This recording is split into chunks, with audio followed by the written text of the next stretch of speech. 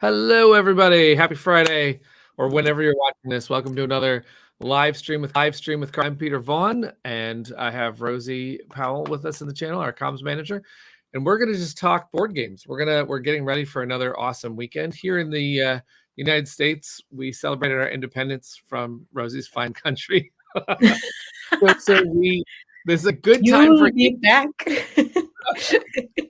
It's a good time for gaming right now because it's barbecues and it's gaming and it's summertime. Well, for some of us, obviously, I know we have some people listening from all over, but it's always a good time for gaming. And what we do here is we talk about design and development, and we talk about backstage stuff like all the games we're working on. We show you cool things like, I don't know, when something comes in. This is like the first print of Critic that has come in. So we're going to talk about that. It's actually not a mass production copy, which is something that I was talking about with Rosie, and that's some of the things that are a little bit, confusing when you're not doing it day in and day out. There's actually lots of versions of a game. It seems like it goes straight to the shelf sometimes. It actually takes a lot of different versions. We are just now reaching sort of the end of the Andromeda's Edge life cycle, where the game is finally about to hit shelves, and we're right on the tail of that is the Critter Kitchen production cycle, which is in a different stage. So that's kind of an interesting thing sometimes. We're at different stages of all of our games. We're all making a sequel to Flamecraft, and we're making some other fun stuff, which we talk about sometimes on this show. So let's talk about the Critter Kitchen proof first. We're gonna do some chat about that. We'll talk about what we played. Rosie and I just went to a con.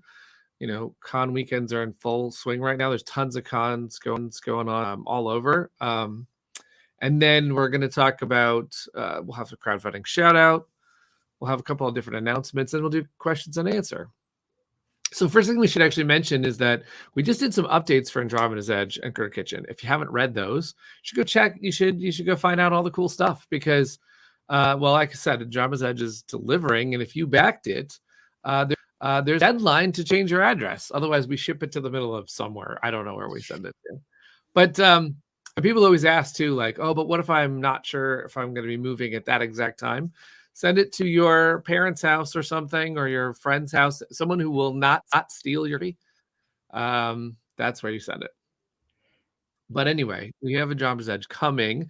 And speaking of Andromeda's Edge, just really quickly, I will show you, because one of the things I did is I showed the designers a copy of the game. Here, I'll move over. So we can see Luke, Laurie, and Maximus holding the Andromeda's Edge box, which is huge. That's the deluxe copy. And Luke was finally seeing the minis that are in the deluxe for the very first time. They were both seeing it for the first time. We played right after that.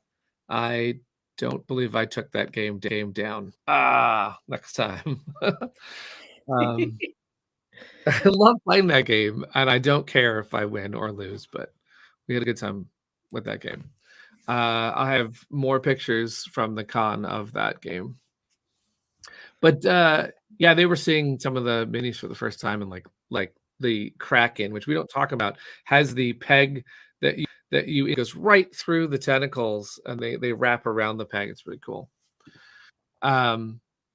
Anyway, so not talking about too much about Andromeda's Edge because there'll be plenty about that. It is coming. We're gonna do tons of videos as it comes out. But Critter Kitchen, let's talk about this. This is a digital print. What does that mean? This is not printed. This is printed in China, this box, but it's not printed on. And I have this box, which is a little rarer to me. A thing you'll see in retail. This is the expansion box, with most of this box is already combined in deluxe pledges, but it's also included with every single pledge on our campaign. So standard or deluxe gets the expansion.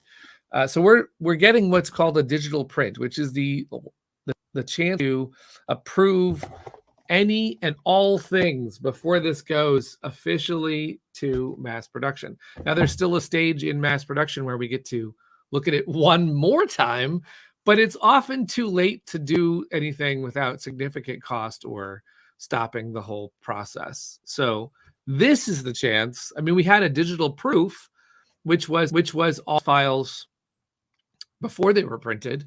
And now this is what's called a digital print, which is done on a machine that is separated from the mass production machines. It is done with CMYK coloring that's not exactly to spec. I mean, it's done on, it's like if you had, it's done on a different type of printer and we will get. So we also have to look at this thing with, everything we're looking at will be better than what we're seeing. So for example, we got the rule book here, which looks amazing. I got some there's some amazing pictures and it's good color and it's awesome looking, but it's going to be even better. So that's the interesting thing about the digital print is it's not the final.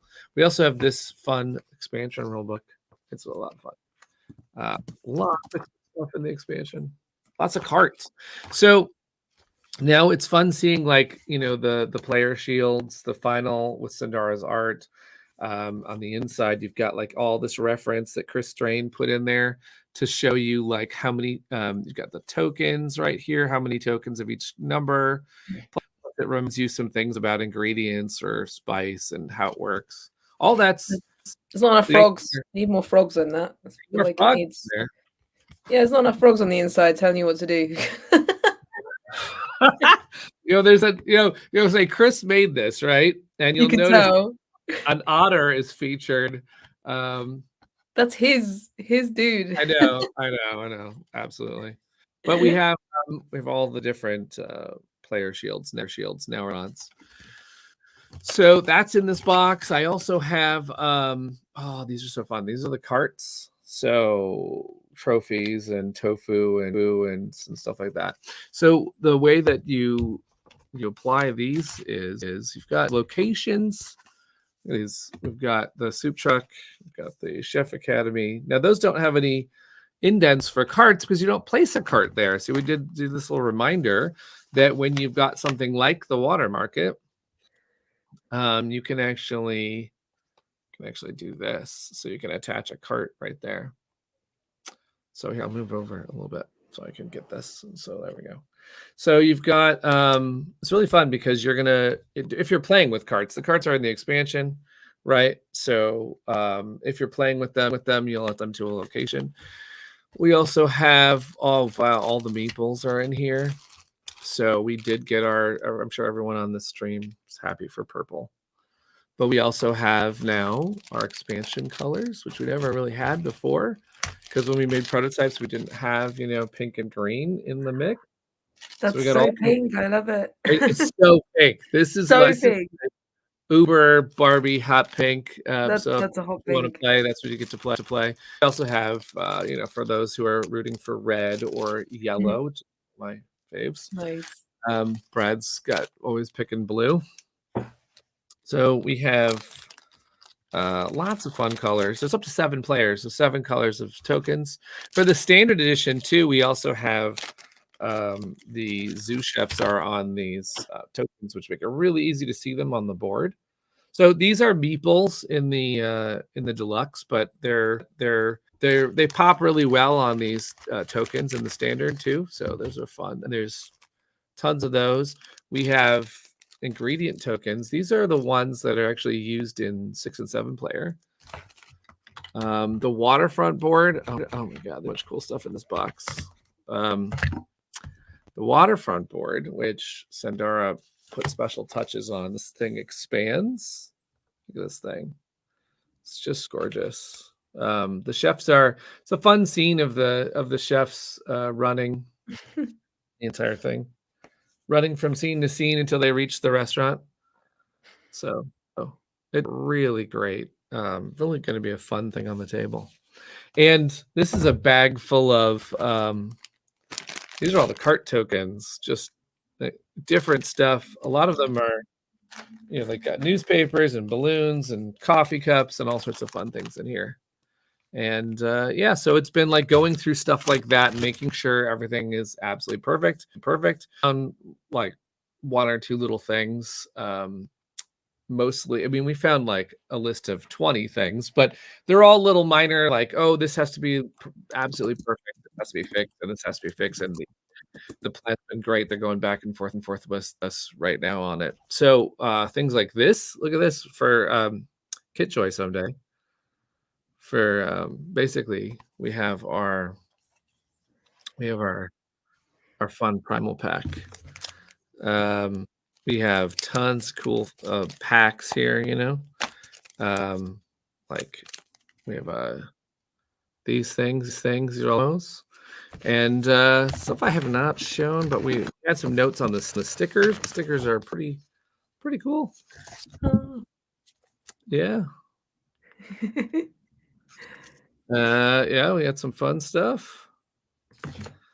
So that is what we're looking through right now, trying to make sure we have the final print. And you know, we're doing stuff like here's Cosmo. Like this is this meeple. So it's an awesome purple, but we're actually slightly changing it because it matches the player color purple, and we want it just to be a little bit different. So don't think that if you play purple, you own Cosmo right off the bat. Although you might I'm just gonna sneak an octopus in instead of a boar. Yeah, right. So the way Cosmo works in the game is that's a promo that got unlocked, and Paperfort Games, it's all based on their Cosmo octopus. So Cosmo is now a zoo chef that when it comes out, it turns into another chef, but secretly, like basically teleports in or summons in a different zoo chef. But no one knows which one it is. So you're playing sort of a secret, you get to play somewhere and no one knows what kind of ability you're going to have until the last minute. So it's really fun. That's so cool. Yeah. So you'll actually only put Cosmo out there for a moment, and then all of a sudden it'll be another character. I also wanted to point out this, which I don't think I've shown at all, but this is solo board. Look at how fun that is. This is a McDonald's. Did I get that right?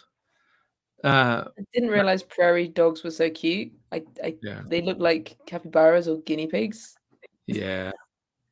They look like they work at McDonald's. They do. So it's going to be really fun. That mode of play is something we worked really hard on because it wasn't, believe it or not, this game is really meant to be more like 5, 6, 7. I mean, it's a really fun actual saying. It's got 4 workers. There's more. There's 5 shown there, but this game is. In my opinion is I think that a lot of people will enjoy it with a lot of players, but of course we did want to make sure we got a solo mode in there, and so Peter worked on it really hard with Chris. We got this mode of play which simulates the game in the best way we could. So the AI opponent is going to be serving up recipes, serving up challenges faster than you.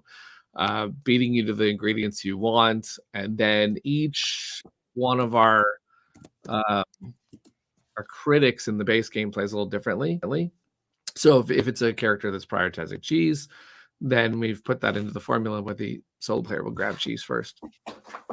Can we help play test the solo mode? Well, we've already got it all baked in. It's all working. You can help playtest the next solo mode because we'll always have more things to playtest. But this version, this is done. It is done, and we are just doing the final polishing touches for print now. We're getting the we're getting the game trays figured out. I want to show something else if I have something to show on the game trays. I don't know if I have it, but we are on the final. I'll show it in a future stream. We're on the final stages of the game trays. So putting all of this in the box has been a challenge. Let me tell you, we packed this game. And when you talk about how many of these tokens there are, how many different modes, how many different critics and renters and different carts and zoo chefs. We have packed Critter Kitchen full. I think that when this gets to retail shelves, this will be an unbelievable value, this game. Probably the most we've ever been in this size box. So so we're once we have the, I think the next thing we're doing, we have a couple of really quick deadlines on Critter Kitchen. We have, we just approved all of the metal and the wood after doing some changes. We got the bags approved. We got the dice approved. We have the paper is about to be approved, and then the trays are going to get a last minute shipment of trays to Game Trays and us to make sure that it's totally good to go. The system works and everything. Clink the stars. Yeah, I don't have the deluxe copy with me. This is everything I'm showing you right now is from the standard copy of the game, but in the deluxe there are stars, and the feeling I can't capture it. You know, I should do it in a stream when you put all the stars in your hand and it's like this Mario Kart bling of stars. It just feels great. The stars are amazing. They're glittery and fun and metal. So it's like, oh yes, I want the stars just pouring down in a video now. Anyway, so that's the Critter Kitchen behind the scenes, is that we are intensely working on that and the final touches to it. It takes a long time to get a game to the finish line, and this is getting very, very close. So if we have any other questions about that, I can answer those, but we'll move on to other things because we, you know, like I said at the beginning, Rosie and I had a gaming weekend and we played some things. So I want to talk about some of the things I played. You know, first of all, I mean, I mentioned it already, but let's see. I played this game, you know, Andromeda's Edge. And I showed it to a couple people. This was a moment where the Vorticon strikers are surrounding a transport ship. There's just some awesome stuff that happens in this game. We had great battles. We had awesome games. We had 4-player games, I think, every time we played. And who did I play? I played the Elders of Dwellinon for my first one. I had some prophecies that I was working on, and I played second time. And it wasn't the Techno Blurps, although I thought about doing that. I wasn't fighty. So what was I doing? Oh, I played the Flame Keepers. That's right. I made a bunch of money every time I went and built something or constructed a module. I made Alliance credits. I played that game. I also played a game called Life of the Amazonias. Now I had to take this. It's super cute, this game. You'll notice actually that there are lots of little animals and things. You basically are building this. You're building this grid. You start with one hex grid and you can get more. And then as you get more, you can, it's a bag builder that once you get things out of your bag, you draw 5 tokens, and those tokens could be coins to buy better coins or to buy better for water. Once you have, like, let's say you get 3 food and 1 water in a turn, that means you can get a frog, and then the frog has specific rules about where it goes. Here's Rosie. Super cute. So like this leaf frog would tell you need 3 food and 1 water to recruit one, and it has to go on a certain type of terrain, and then it has rules at the end of the game. If you've got leaf frogs next to flowers, then you score points. It's really fun. This game's really fun.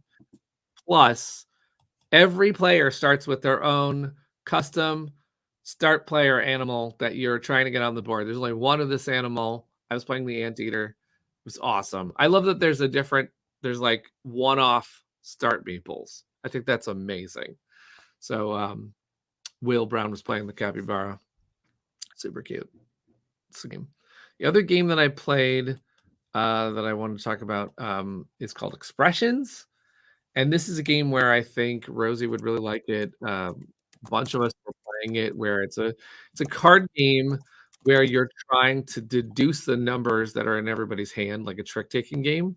So you can either play down a card to indicate that you don't have any more of a color, or that 9 is your highest blue, or that you have more 9s in your hand. But every time you give a clue, you lights. So then if you do a guess and it's correct, you actually get to place a card into the harmony side. That little score, that little tracker right there has agony and harmony. And if you put it in the harmony side, you get points.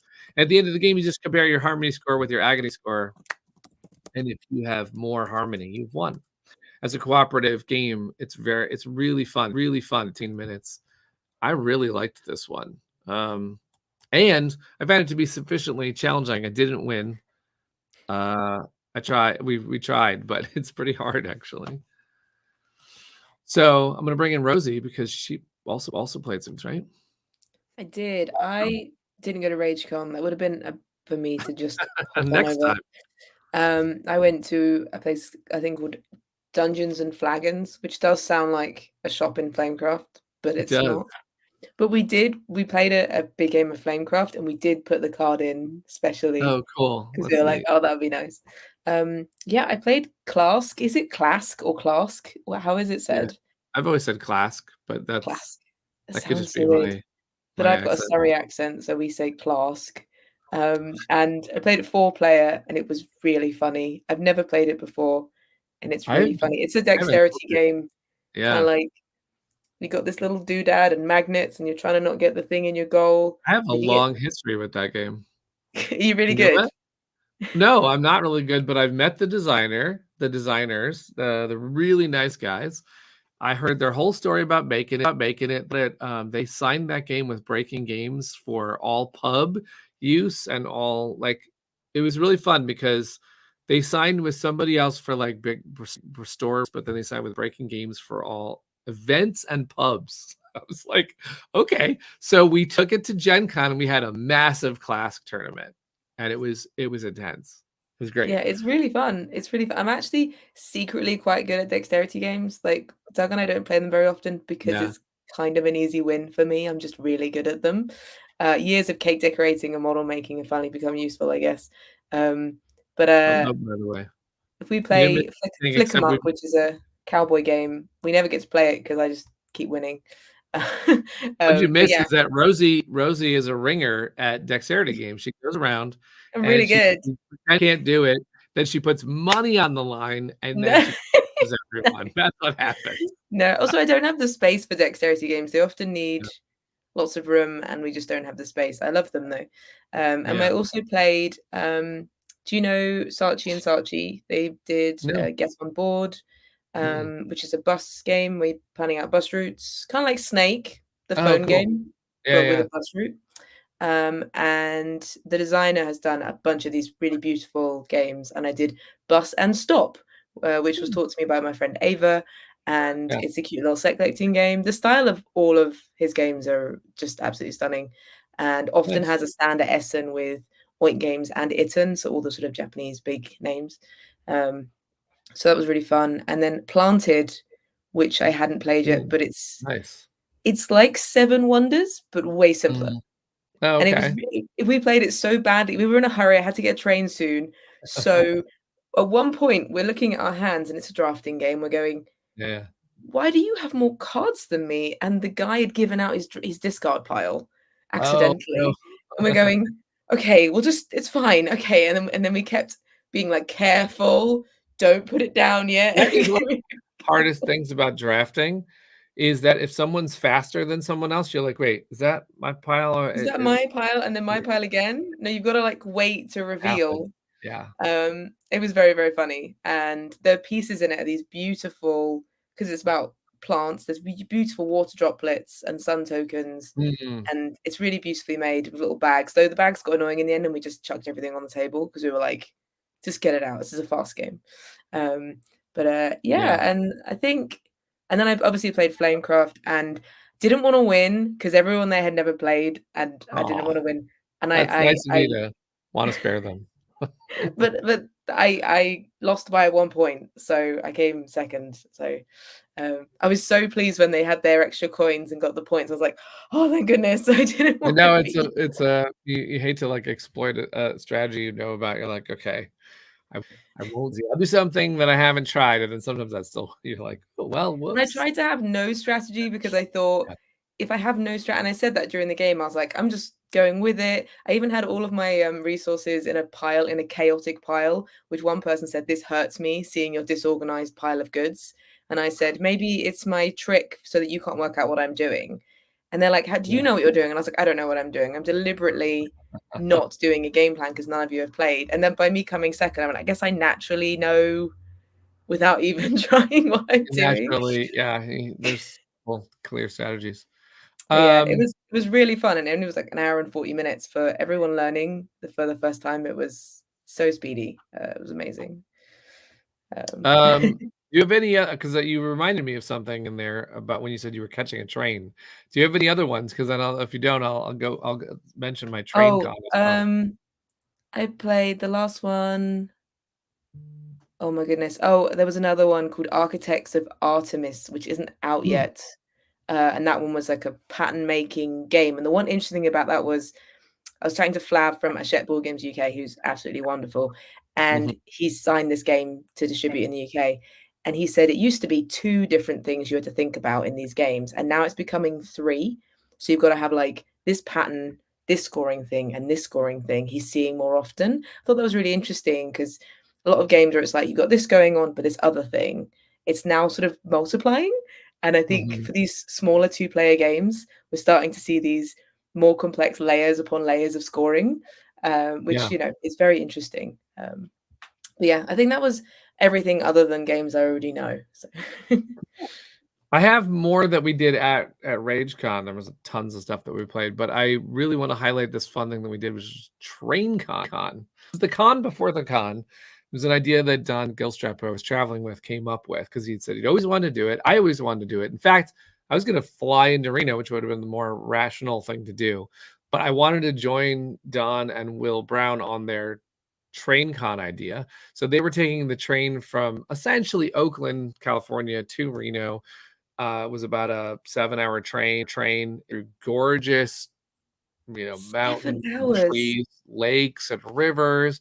Basically, you're going through a really beautiful part of California. And it was on a train with, it was a train going to Chicago. So they had sleeper cars, they had observation cars, they had dining room cars and snack cars and all these different cars, the lounge, like all sorts of different cars. And we, of course, gravitated to grab a game table, and we deliberately played, train games. So you would be happy to know that we played a lot of Railroad Inc.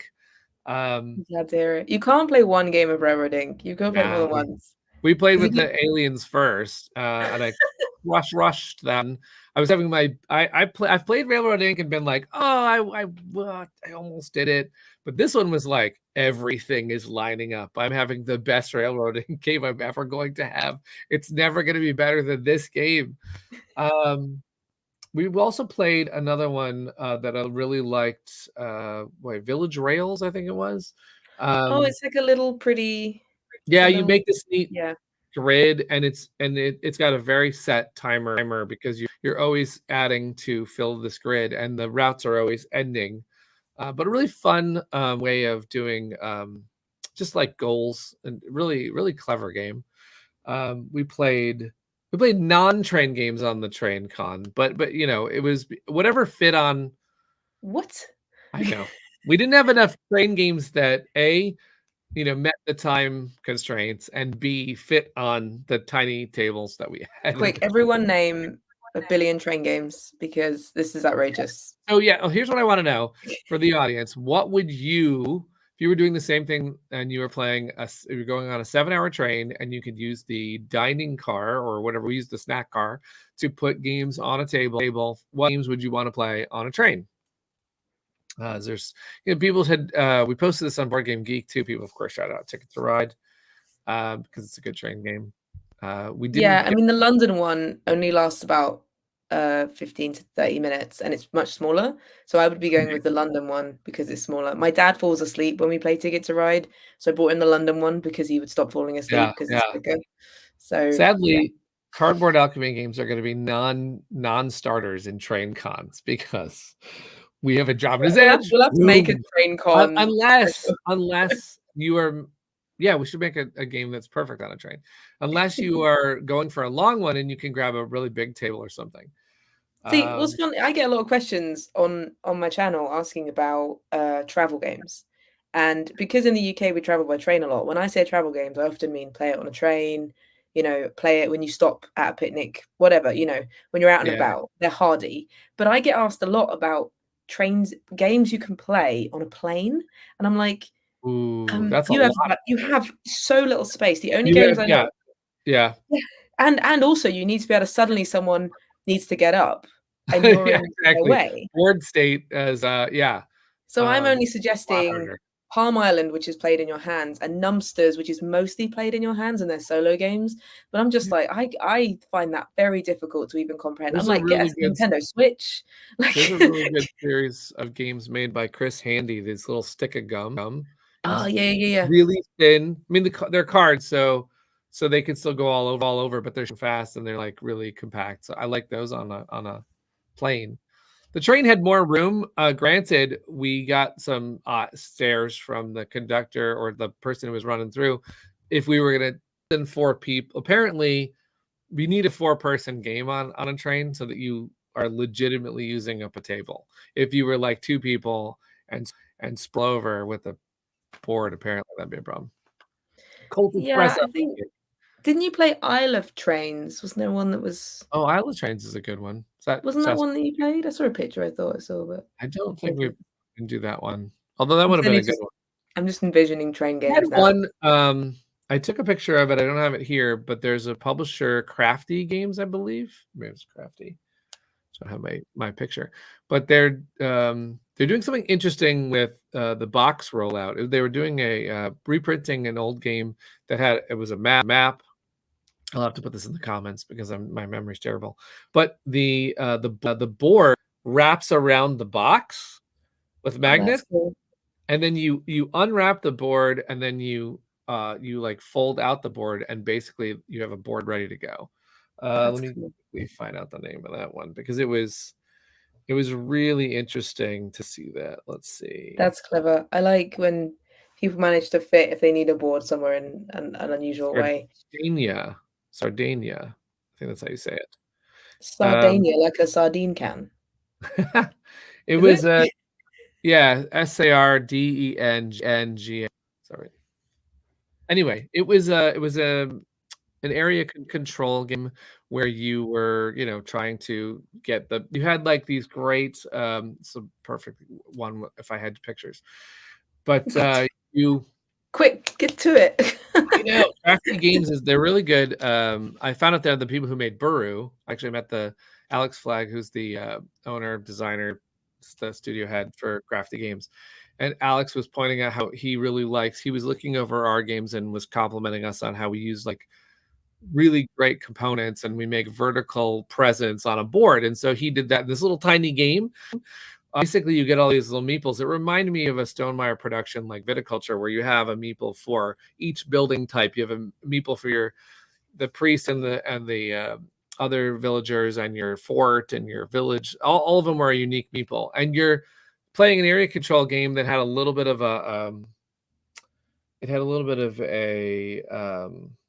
what's that game now? Oh, geez, I'm terrible today. The Concordia, that's it. It had the Concordia vibe where you play a role, like I'm going to play the architect or I'm going to play this role. And then when you play one of the roles, it scores and pulls all the pieces back. And I was just super impressed by the fact that the board was magnetically attached as the box top. I was like, this is blowing me away. There's a lot of innovative things people are doing now to make games more portable and to make games have a compact footprint, right?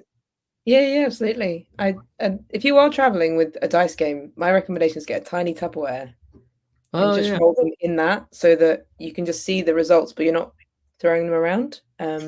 Some people have made these magical bottles that it's got salt water in it and they're swirly and you flip them up and it shows the bottom, but I'm not sure you can carry a small bottle of mysterious liquid on a plane. So I'm not sure they're going to be all right with that. But yeah. Anyway, we've got some good suggestions from everybody, and I highly recommend the Train Con because it was better. Not to say that Rage Con, there was nothing wrong with Rage Con. It's a fantastic con.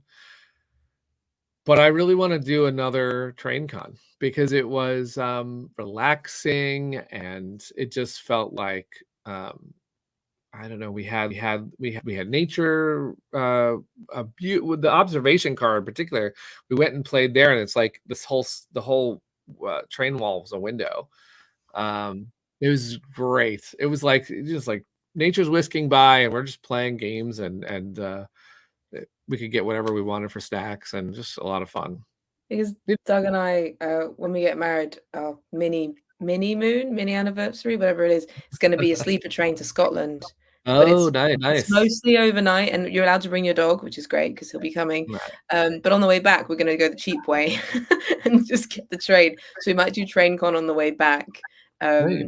Because I don't think in the cabin you get a table that's big enough for gaming. I'm sure it's No, just like, when you do, I was walking by some of the sleeper cars, and they're basically set up really well for like lounging. It's like two couches across from each other, but no table. So yeah, we'll go. We've never gone first class. We'll go first class on the way back and get a big table. nice. But yeah, we'll bring some train games and see if we can visit a Scottish board game cafe and get a train game from there. Let's Yeah. see what else we're gonna talk about. Some other things. We'll just go into questions. I think. I think we'll usually do a crowdfunding shout out. I will say, I'll mention a couple quick ones, and then we'll go into questions. We'll also talk about. We did just put up a sale on our store shop, so we should We mention did that. indeed. We If you did. have been waiting to get plush, now we have a buy three, get the final plush. Get all four for the price of three. And we're doing a same thing for our deluxe bits. Basically, if you get the dragons and the coins, you now just get the wood, the I jumbo mean, wood this tokens for this is free. free. All cash. We're just throwing that in now because we want to make sure people get their copies upgraded for the summer sale. But Now is the time shout-out, if you fancy painting a set of minis. Now is yeah, the time. absolutely. So the crowdfunding shout-outs I want to do. So the same people who made the same people who made Expressions, that's a first-time publisher. And so they are making a game called Effortless, which is now on Kickstarter. And it has a really fun idea that reminds me of Small World, where you get two things. Interestingly, there was another game that reminded me of Small World that I played over the weekend that was on the train con that was Civilization. It was a civilization. It was like a small box civilization game. I'm terrible at names today, but this one also had a Small World vibe where because you picked, I don't know, like two characters, you matched like a character and a class and a species together, right? You also mashed locations together. So if you had a library, it was called the Quiet Library, you could take the left piece off the library and bring in Treacherous. So it's a treacherous library. You can take the Treacherous off and bring in another chaotic library. So there's a point condition on the left and there's a power to the location on the right. And you're playing exactly 20 rounds. The reason why it's called Effortless is because each one of the cubes that you have is your effort, and you are going on an adventure and you're expending effort, and each cube is placed in a location, and then you do the power of that location, which might say, let's say you're in a crypt, you don't want to have your cube in the crypt, but the point is the power of the crypt is to bring in someone else's cube into the crypt. And then when you're at each location, you also grab in a card at that location. And the cards are how you do set collection and score on your adventure. So you might get armor sets, or you might get, different items you can craft. So I love that idea that I can't even count how many ways you can play this game, because once you played once, you're like, well, we've played the library with that combo. Let's mix the library and I'll play an elf who is now got this condition, right? So you just play, it's a mix and match type of game. So I really like it. I don't know why it's giving me Small World vibes when you mix and match the. Yeah, that has that vibe immediately.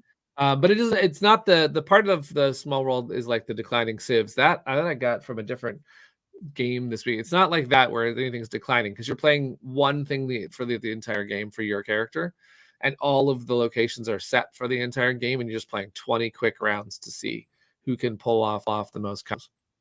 Oh wow.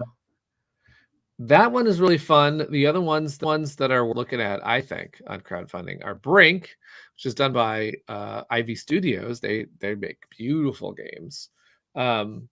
One thing that I'm positive about when I look at crowdfunding campaigns is that if I want to see someone who's making deluxeified stuff, they're not named Cardboard Alchemy, Ivy Studios is making like everything that I would like really good graphic design. They have this Brink game looks like it's in the Moonrakers universe, and it's got a really neat Yeah.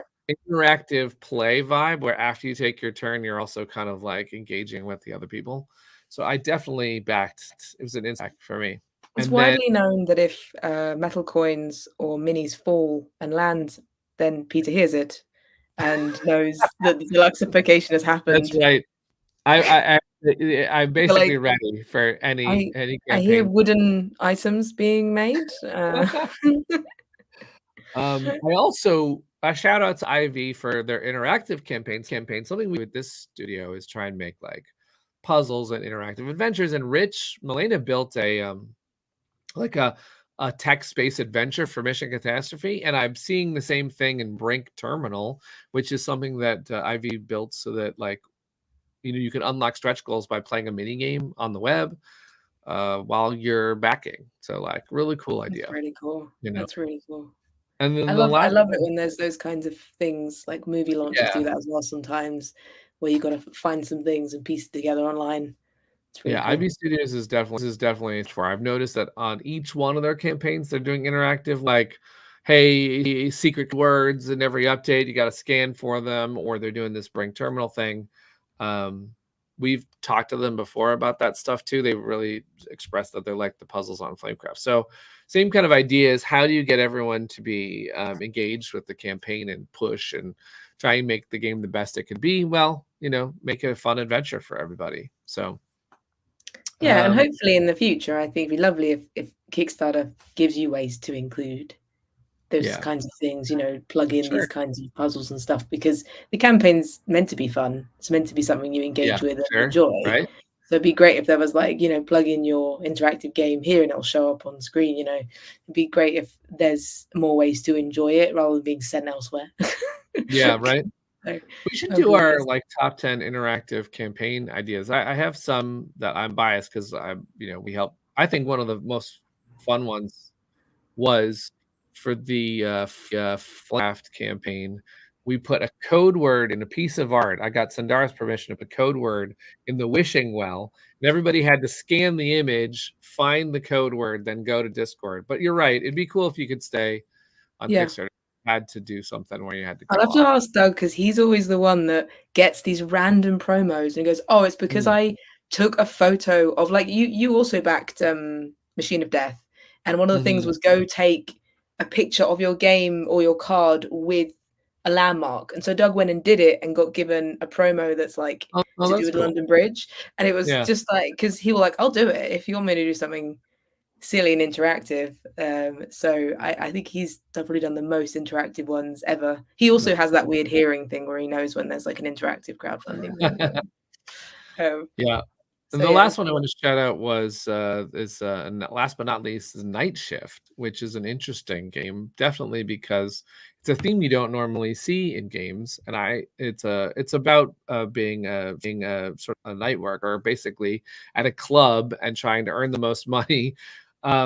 I would probably be objecting to that kind of a theme if it wasn't that it was done by a dancer who has worked in clubs and is basically making something that they know a lot about, and also kind of it's when you see someone who it's just like they have a lot of knowledge about a topic, and you see designers are sometimes falling into the same exact demographics, and so I love seeing diversity in sort of the board game making space for that reason.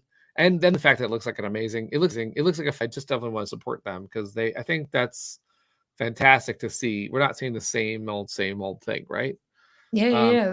The minis look awesome. They've done a great job with the design of it. So yeah, What it I looks like, awesome. what I like the most, I think, is that they didn't just launch this thing. They went into board game forums and asked for feedback and constantly tried to improve this game. Didn't just like this is the same reason why I shouted out the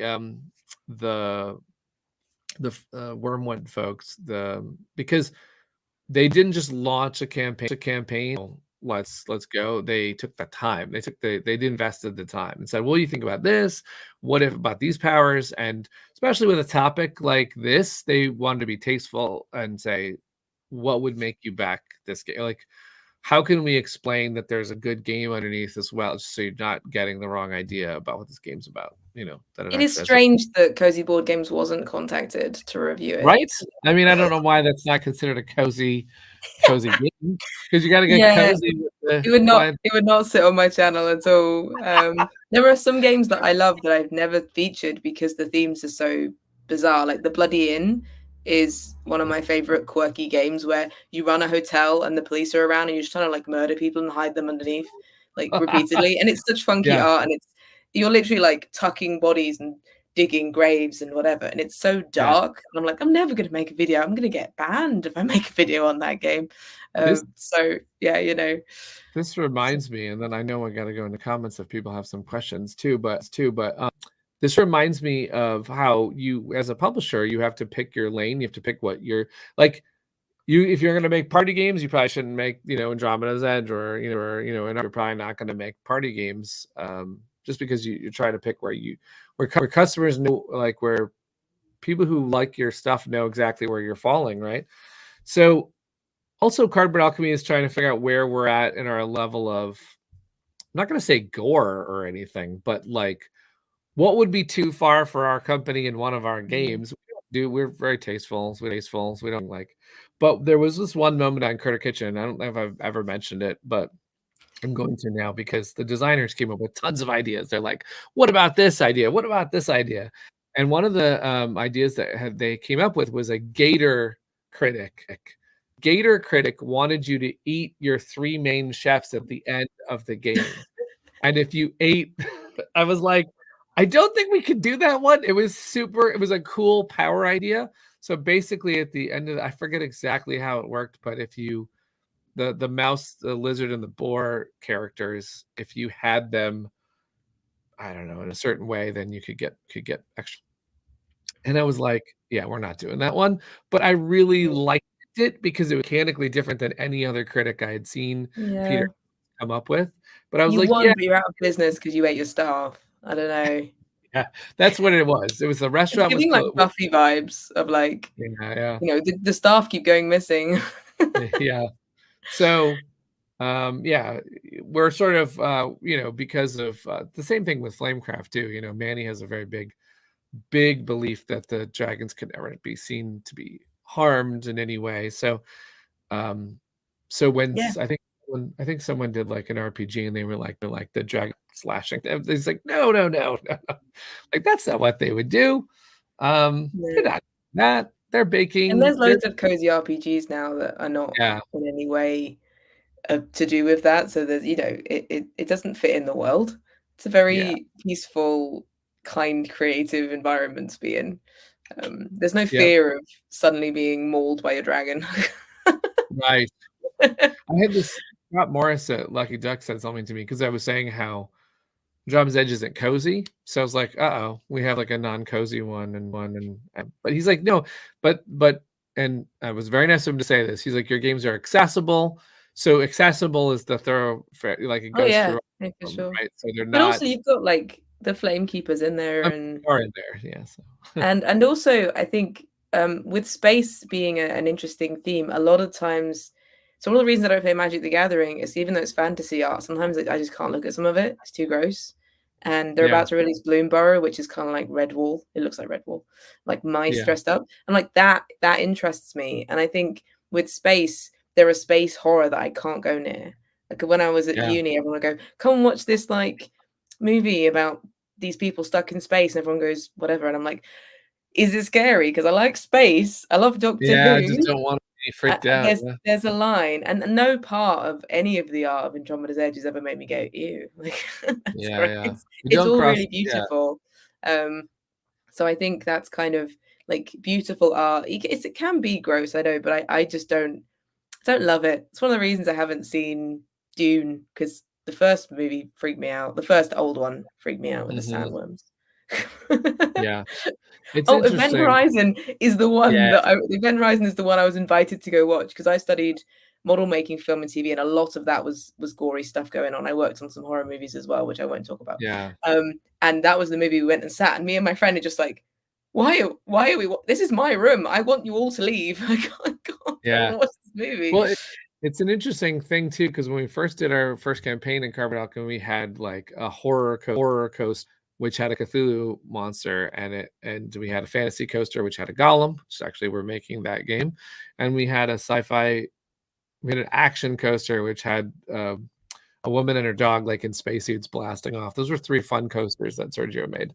And I have been wondering about if we did like a horror theme, like how far we would go, like if it would be campy, or I don't know, like what Cardboard Alchemy's take on, like I don't know where we wouldn't do the we wouldn't, like you said, there's an edge, there's a line. We're not passing. We're not doing that. I actually was thinking how theme is it can, as far as a publishing topic, theme has such an interesting role in like when you're looking at a product and you're trying to figure out how if it could get to market. I practically signed Critter Kitchen because I knew it had the theme. I knew it had everything that we needed. I was thinking about this when I was playing Apiary, which I found out was always about bees, but not always in space. So Stonemeyer changed where I think it was a really good twist, because I think if it had just been a bee game, if it had just been like another one, I would have been like, yeah, seen, but haven't seen bees in space, haven't seen bee ships, and Yeah. a really cool twist on theme. And so if you hit that right, if you make a theme that's like, wow, I haven't seen that combo, or even fresh, like in the case of even the ones we mentioned today, I think, Brink is fresh because it's got really interactive mechanics in a Euro, and I think Night Shift is fresh because you don't see that theme in board games. You don't see that kind of mechanism really well done. And then also, Effortless is a twist on an adventure game, which it's kind of a fast, abstract adventure game, but it has that twist that you can immediately see what they're doing with it. Yeah, it's such an interesting, like, some of my favorite movies are like Hammer horror or B movies. Like one of my favorite movies ever is Paranorman, which is an Oh entire, yeah, it's a stop motion movie which pulls aspects of horror movies from the past into it, and it's really yeah, funny. And I love that it's like a love story to classic horror, and it's a twist on that. yeah, And I love, I watched The Walking Dead until it got too gross and I couldn't handle it. But all these kind of, and zombies often fall within this line of it's okay here, but it's not okay here. So there's like a sort of beloved part, and then there's this just, I want to sleep and yeah, I won't sleep if I see this. So it's yeah. everyone's got a line somewhere. And with games, it's Sure. fascinating because it's all in your head. Another So another horror. Someone mentions Shaun of the Dead. Shaun of the Dead. Actually, what they did with Shaun of the Dead, because they managed to keep that edge. Oh, well, I actually can't watch it. There's one I bit. can't. I was gonna say it still has some. There's a thing in zombie movies where there's this anticipation of what's about to happen. Like, for example, there's a scene in The Walking Dead, and they're supposed to kill someone because they know she's going to wake up in like about a minute, and then they have an argument, and you're like, no, no, no, no, take care of the business and then have this Do the argument. thing. Yeah. So in Shaun of the Dead, they do that same thing where they know the audience, so they're having like this argument in a pub, and they're getting closer, and they're arguing, they're getting closer, and you're like, please don't do that. I hate that stuff because, of course, it's the anxiety, right? Yeah, and Um, most of Shaun of the Dead is totally fine. It's just one bit that I know, and one of my favorite comedians was Dylan Moran as a teen, and it's a bit yeah, not gonna watch it. But I love Hot Fuzz. I love Hot Fuzz. It's one of my absolute yeah, favorite yeah, movies. Every year the BFI, no, every 10 years the BFI does like an anniversary thing, and I went to the 10-year anniversary, and everyone in the audience just felt very old. 10 years, and then I think it's been even more, like way more than that now. But what yeah, was great was Nick Frost just went and sat in the audience and watched it. Everyone else went to the green room. Simon Pegg, all the actors went off. yeah, Nick Frost went and sat with his girlfriend and then spent the entire time going, "Oh, this is the bit." And you could see him going the whole time. And then when they went up for their chat at the end, he runs down and just said, "Oh, I spent the entire movie just really bothering my partner because I kept going, oh, this bit was great, and we did this." yeah, So yeah. you That could would be tell he was hard. just really excited to watch it, which was really Yeah. cool. So yeah. By the way, to take horror back to board games, I think that Horrified did a really good job of capturing like campy classics without really getting in like just Yeah. to the right side of the line to me, where you're not really, you still have like the thing and the, you know, the classic monsters, but you don't have any of Yeah. It's the other stuff. I should see if there's any other there's hot burning loads of questions. movies that I'm not gonna watch in the comments. Thank you for your recommendations. I would not be watching Hereditary, but thank you. I haven't even seen A Quiet Place. A Panic Room scared me. This is my limit. Do we There have was any some other hot questions. Let me questions? have a look. Also, while you're looking for those, I'm also going to shout out Tim Chewin because he just did an awesome. He highlighted Andromeda's Edge. That's in our Andromeda's Edge Facebook group. If anyone can see it, but he's like starting to cover. He has a copy now. We've gotten Mark Dainty's copy back to Rosie, so there's like these copies in the wild. Luke, Lori, and Maximus now have. I can breathe a a sigh of copy. relief. Yeah. When I was opening it, Doug was like, "This is where you learn if you can trust Mark." I was like, "Oh, it's in there. It's fine." He didn't just send me a very heavy empty box. Yeah. What was it? Will Brown was joking with me on the train at the train con that he was going to take my Whisperwood copy, fill it with rocks, and just pretend like I still taking it home. But that's a bold move for a prototype. Like, it's not even at a point where you'd be like, well, I have to make it again. Like, I know, right? Yeah, I know. That's only one copy. But yeah, Tim did a lovely video, and he did say he's going to do a video about whether Andromeda's Edge is his number one. It's taking the spot from Dwellings, but he has to play it a lot before he can make that choice. But there were lots of very positive things said, so we'll see. The first question was, does Cardboard Alchemy hire out for how to play videos?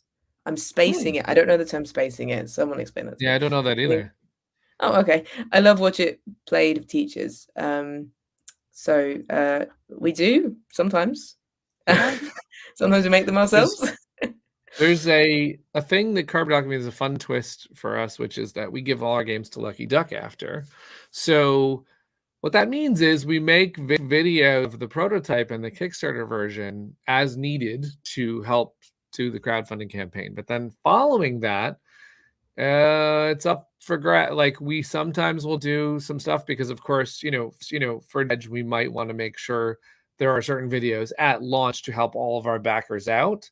But then Lucky Duck shares in that desire. And so, for example, one of the videos that Lucky Duck made for Flamecraft, or they asked Rosie to make a video for Flamecraft because they wanted to make sure that people could see more about it, see inside the box. And that is the kind of thing where sometimes they'll ask how to play. And speaking of that, I know they have been done, Rodney, and so who knows, we might see that happen someday. But we don't.